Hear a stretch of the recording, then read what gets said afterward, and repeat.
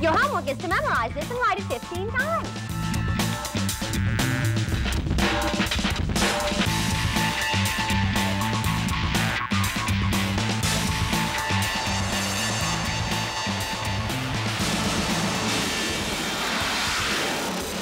Welcome to the coolest, hippest half hour of fun on TV. This is Brain Stew with Jennifer Pulley. Today on Brain Stew, we take notes and copy definitions. Just kidding. No written notes, just mental notes. Join us as we explore the Great Dismal Swamp. We'll learn all about the plants and animals that live here. Plus, we'll discover the swamp's unique ecosystem. A what? You don't know what an ecosystem is? Okay, get out your pencil and a piece of paper. Let's define ecosystem. Hey, you brain stewers. I'm Jennifer Pulley, and welcome to the show. Hey, have you ever heard of an ecosystem? What? An ecosystem. No? Well, I have an idea. Let's break the word ecosystem down. If we break ecosystem down into two words, we get eco and we get system. Word number one, eco. Eco stands for ecology. Now, ecology is a word that I bet you know. You probably don't realize you know it. Ecology is the study of the relationship of plants and animals and even people to their environment, how they are affected by where they live. Word number two, system. A system is a collection of related parts that work together as a whole, kind of like a school system. You got a bunch of schools that are working together and they form a school system. So, if you put eco and you put system together, ecosystem is a community of plants, animals, and people that interact with each other and the environment in which they live. Oh, bravo, bravo, you got it. You see, ecosystem sounds hard, but it's really pretty simple. We're also going to learn about wetlands and the kind of environment that we find there. Wetlands are areas that have both dry land, like you see here, and bodies of water in them. Wetlands are found on every single continent in the United States, except Antarctica. One type of wetland is called a swamp. And today, Brain Stew is in the heart of a great swamp. In fact, this swamp is so great, it's called the Great Dismal Swamp. Here, check out this map. Here we are. The Great Dismal Swamp is located in southeastern Virginia and northeastern North Carolina. Plus, the Great Dismal Swamp is home to millions of plants and animals. There's even a ghost story about the Great Dismal Swamp. Ooh, time for a pop quiz. It really is time for a pop quiz. Were you paying attention? I hope you were. Here's the question. Is the Great Dismal Swamp an example of an ecosystem? Think. Use that big brain of yours. Yes, the Great Dismal Swamp is a great example of an ecosystem. I'm so proud of you. Speaking of questions about the Dismal Swamp, I've got tons of questions. See, my brain is overflowing with questions. Let's go see my buddy Lloyd. He's a ranger here at the Great Dismal Swamp National Wildlife Refuge. That was a mouthful. Anyway, he's going to take us on a tour of this swamp, and he's going to show us all the plants and animals that call this place home. Let's go.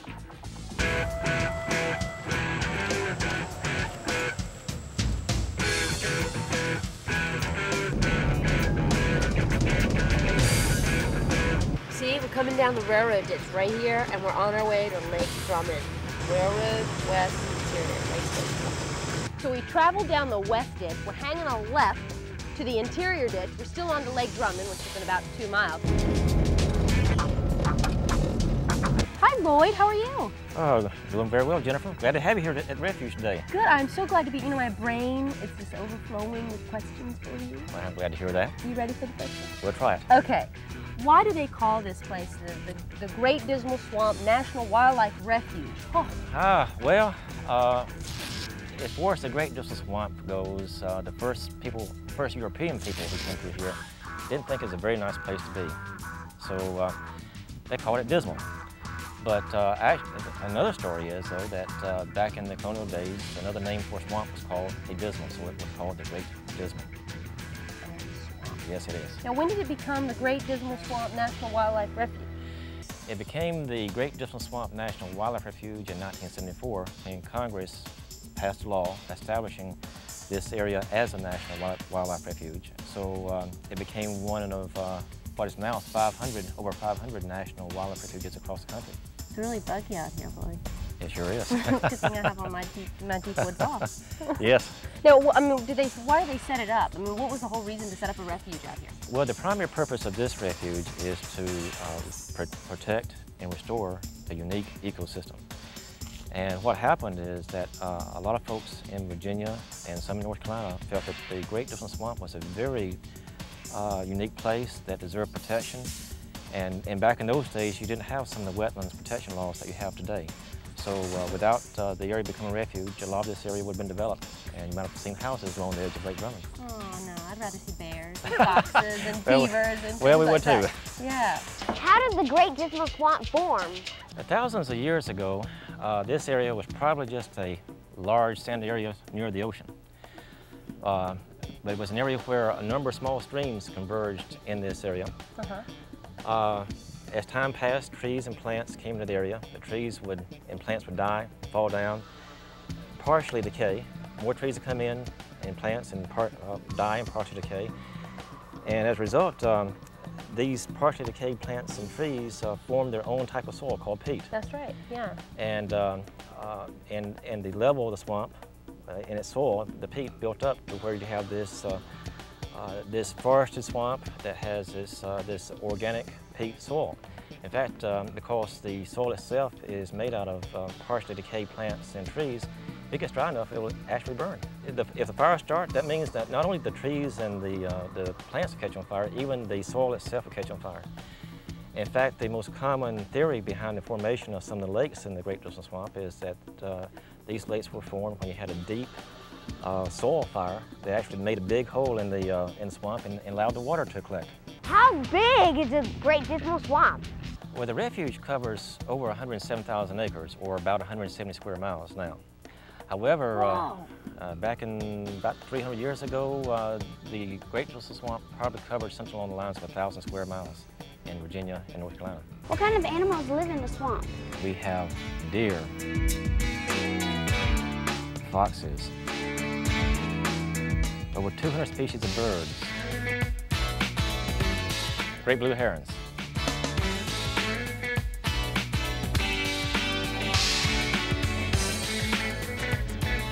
beavers, tundra swans, snow geese, prothonotary warblers. Say that one again. Prothonotary warblers. Again, real fast. No, again. Okay. And one of the largest concentrations of black bears along the east coast of the United States. Guys, there's a bear. It's a baby bear, doesn't it look like, Lloyd? It's a big bear. I don't know my bears.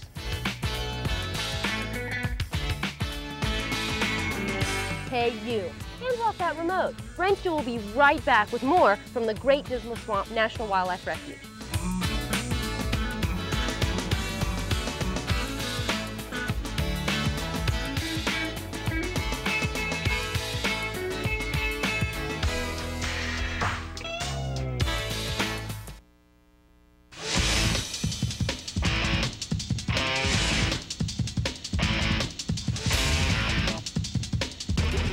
Okay, Lloyd, you filled my brain with the different animals in the swamp. What types of trees can we find in the swamp? Well, right now we have a lot of red maple. That's the dominant tree throughout the Dismal Swamp. Also have some of the largest remaining stands of Atlantic white cedar remaining in the world in the Dismal Swamp. But we also have a special tree back here I want to show you today. Oh, great. Cool. You know what? I'm looking at this bridge, and you guys need to do some maintenance here on this bridge. It's looking pretty bad. What's going on? Well, this is courtesy of black bears. They love to gnaw on salt-treated timber. Are you kidding me? A bear was here? Oh, yes. And as we can see, there's been a bear here very recently. This is very fresh right here. Do you eat this? They lick it more than anything else. They'll chew on it and they taste the salt that the timber is treated with to preserve it. And that's really eating. I mean, look at this. Oh my God. That's the reason we have to replace signs very frequently in the Great Dismal Swamp. And as you can see, these bears have gotten a hold of all these signs. That's a big bear. Lloyd, you need to get these signs fixed here. All right, where's the special tree you want to show me? Back this way? It's back this way. All right. All right, Lloyd, where are you taking me? I'm like deep in the swamp here. Yes, we're going for a hike Yes, we in are. the real Dismal Swamp. And we're almost there. All right. And this is the tree I wanted to show you. This is a large cypress tree that probably is at least 500 years old. Wow. Which means it was here when Christopher Columbus sailed across the Atlantic. Wow, this thing's huge. It is. This is a ball cypress tree? Yes, it is. As you can see, it's very thick, maybe about 7 or 8 feet thick at the diameter at the base. You can't even see the top. No, you can't. And why this one has survived years of logging and years of lightning strikes, we don't know, but it's just been a very lucky tree. How do plants and animals interact with each other in the swamp? Well, wildlife, just like people, they gotta have food, water, and shelter to survive. Sure. So the Great Dismal Swamp provides all those things for animals. In this case, when we at the refuge try to maintain certain types of plant communities in the Dismal Swamp, we're trying to maintain those foods and types of shelter that the animals need. For example, here we have some blackberry bushes. Who eats blackberry? I eat blackberries. Oh yes, people eat blackberries. Okay, but in the Dismal Swamp? Bears love blackberries. So a month ago, if we were here, we probably would have encountered a black bear. So we got the food here. Of course, swamps have water. Sure. And if you go out into the dense forest of Dismal Swamp, that's the shelter that provides nesting habitat for birds, places for bears to raise their young, so that they'll be hidden from predators, hidden from people sometimes. That's what they need. So they're kind of shy. Exactly. Are there ever any fires in the swamp? About 2 months ago, we came through this area and we lit fires along the ground and actually had a helicopter fly over this area and brought fire from the helicopter so that we could set these woods on fire. What kind of habitats are formed after a fire? Fire has always been a very important influence on the Great Dismal Swamp. Fires would come in and make clearings so that different types of plants would grow, and in turn, different types of wildlife would come into this area. And like natural fires, you mean, like lightning or just... Yes, no. on a typical June afternoon when you have one of these afternoon thunderstorms, the Great Dismal Swamp will be struck as many as 2,000 times in a single afternoon. Wow, that's a lot of lightning strikes. Yeah, it certainly is. Now, you know, though, but I look around, I see all this greenery. It doesn't take long. Within a couple of weeks after a fire, you'll start seeing the grasses beginning to grow again. As you can see, we have different types of berries that are growing in the area, and bears will eat berries and birds. The plants that bears and other wildlife feed on are growing and providing food for them. Wow. This is amazing. It's just, I'm just amazed at how quickly the habitat has kind of grown back. Yes. Well, without the fire, this habitat would not be here, and eventually it would become just basically a maple forest with only one type of tree dominating and one type of wildlife using it. How boring. Exactly. We need diversity. We sure do. Lloyd, tell me about some other kind of plants that the wildlife in the Great Dismal Swamp will feed on. Well, around here we have several vines that wildlife really love. Uh-huh. For example, we have this vine, which is called greenbrier, that the bears will feed on in early spring when the newest shoots are first coming out. And then just below it here are some wild grapevines. And I can't think of any wildlife that doesn't like grapes. Really? Even people like Even grapes. us, we like those. That's great. What else we got here, Lloyd? Well, let's see. We also have some Virginia creeper. Virginia creeper. Virginia creeper, very common in Dismal Swamp. Good to eat? Well, Not for us. It forms a berry that birds like. And then you also have some wild holly that also has a berry that birds will feed on when the berries are ripe. Wow. What do we got here? We have a pawpaw patch. Picking up pawpaws, put them in your pocket, way down yonder in the pocket. Come on, Lloyd, sing along. Okay. Okay, maybe. All right. It's not the best answer in the world. No, that's right. Well, so tell me about pawpaws now. I mean, I sang about them when I was little. The pawpaw nut, or whatever, is consumed by some smaller animals, particularly raccoons. And I wouldn't be surprised that during spring, when the newest shoots are just coming out, that bears would also consume something like this also. They come down to the pawpaw patch. Come to the pawpaw patch. You know, I took a little pawpaw and I smelled it. It smells like a tomato. A green tomato. Yeah, give me a smell. It smells like a green tomato. It really does. Cool. Let's go. Way down yonder in the pawpaw patch. I found a plant here, Lloyd. It's got really pretty white flowers on it. What kind of plant is this? Well, this is a sweet pepper bush, which forms a kind of a peppercorn when it ripens. Okay. And understand that the colonists used to use this as a spice many years ago, and some birds would feed on it. Wow. Cool. There's just so many plants. We wouldn't be able to tell you all about them. You got to come out here and see them. Floyd, I want to thank you for dancing with me and also for taking us on a tour of this great Dismal Swamp. It was wonderful. Well, thanks for coming out, and that's the first dance I've ever had in the swamp. Well, it was wonderful. Now that I've given your brain some mental activity, are you ready for some physical activity? Up next, we take our mountain bikes and take a ride to the great Dismal Swamp with my buddy Chuck here. Plus, we have this week's Multimedia Minute and a really colorful experiment. Don't go away and don't forget your helmet. Okay, you're welcome.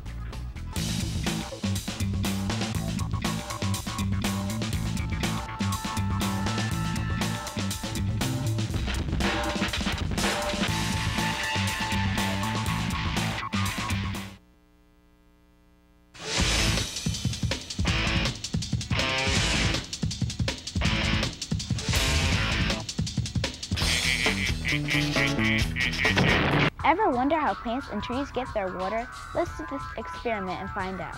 Here's what you need. 2 glasses, red and blue food coloring, scissors, tap water, a measuring cup, and 1 white carnation with a long stem, and an adult helper. Here's the procedure. Have an adult helper cut the stem in half lengthwise from the end to about halfway up toward the flower. Thank you. Now, pour half a cup of water into each glass.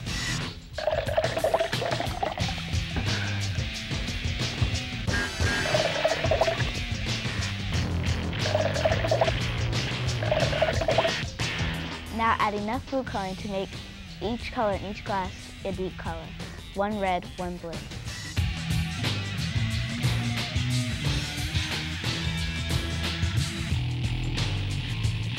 Now put 1 stem in the blue water and the other in the red.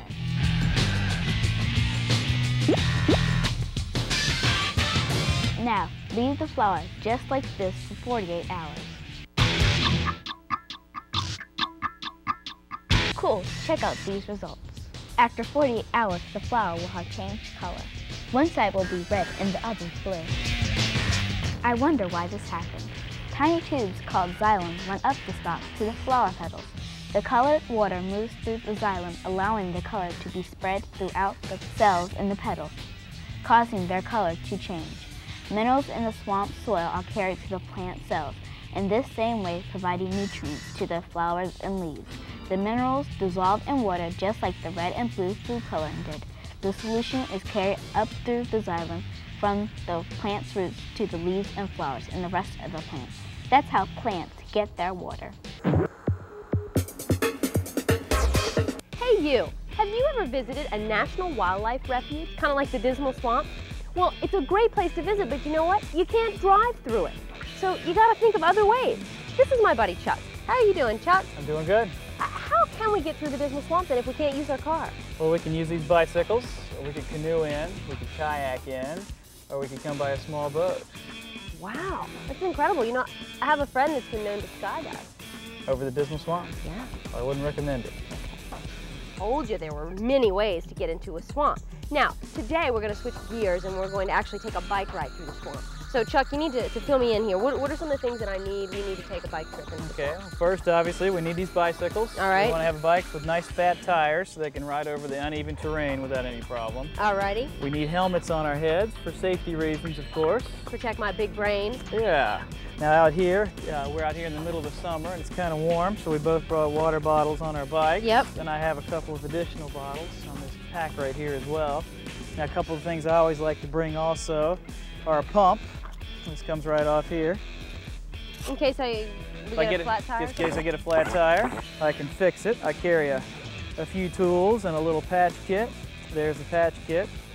And there's some tools. Gosh, you just loaded. What if I get a cut or a scrape? Well, I could go get my little first aid kit, which is a little bit further down in here, along with a spare inner tube. Spare inner tube? Are we going to go swimming? Well, for the bicycle tire. Jennifer?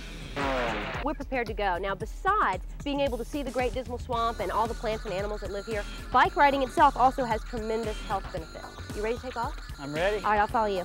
Okay.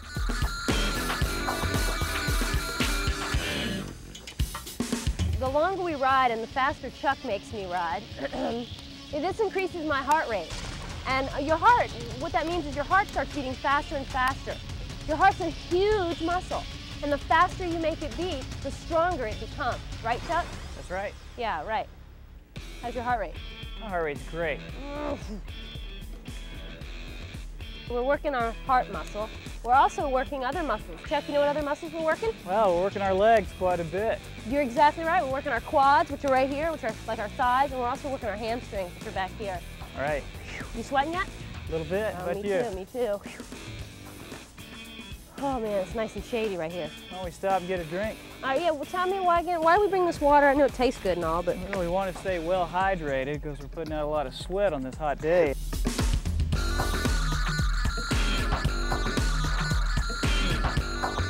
All right. Cheers. Yeah. Hey Chuck, remember that bear we saw? Mm-hmm.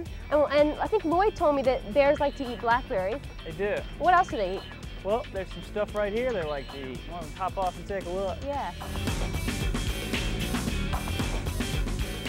I don't have a kickstand, so I'm just going to have to set my bike down. Oh, I do. Maybe you need to get one. All right, this plant right here is called Devil's Walking Stick. Devil's walking stick? Yeah, and if you look closely at the trunk of this tree, you'll see why. Look how many thorns come off this thing. Oh, no, you tell me bears eat this. Well, pretty soon, this Devil's Walking Stick will get a big arrangement of flowers out of the top, Yeah. and then those flowers will turn into berries. And the bears love those berries, and that's what they will eat. So, the next time you're in a national wildlife refuge like the Great Dismal Swamp, you can work both your brain and your heart. I'll see you on the bike trail. Chuck, thanks so much. Hey, see you later. Hey, you, over here. Hello. Well, kids, hey, that's the show for today. I want to thank my ranger friend, Lloyd, and my buddy, Chuck. You're welcome. I appreciate it. And I also want to thank the Great Dismal Swamp National Wildlife Refuge. I got it, because without them, we wouldn't be able to protect the swamp's unique ecosystem. Absolutely. There's that word again, ecosystem. Kids, what's an ecosystem? An ecosystem is a community of plants, animals, and people that interact with each other and the environment in which they live. You know, I think you've got what an ecosystem is now. Anyway, keep that big brain of yours stewing, because you never know what you might learn. And I'll see you next week on Brain Stew. Bye. Goodbye, Chuck. Bye. You can say bye, Chuck. An ecosystem is a community of plants, animals, and people that... What kind of tree is it? We're also going to learn about wetlands.